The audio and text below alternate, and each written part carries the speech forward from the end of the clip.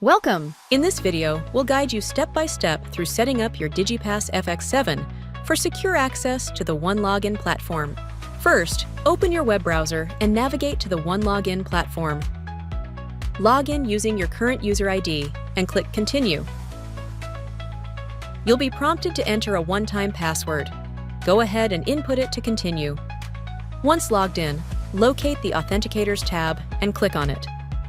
Click the plus sign in the upper left corner. In the pop-up window, select Passkey FIDO2. A new pop-up will appear, asking you to register your passkey. Here, type in a name for your authenticator, then click Register. Next, you'll be asked to choose where to save the passkey. Select the Security Key option and proceed. To finalize the setup of your Digipass FX7, click OK on the Security Setup pop-up. Now, insert your Digipass FX7 into a USB port on your computer.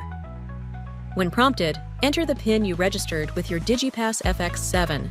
Finally, tap the luminous button at the end of your Digipass FX7. Your passkey is now saved and ready for use. You can now securely log on to the Entrust portal with your Digipass FX7.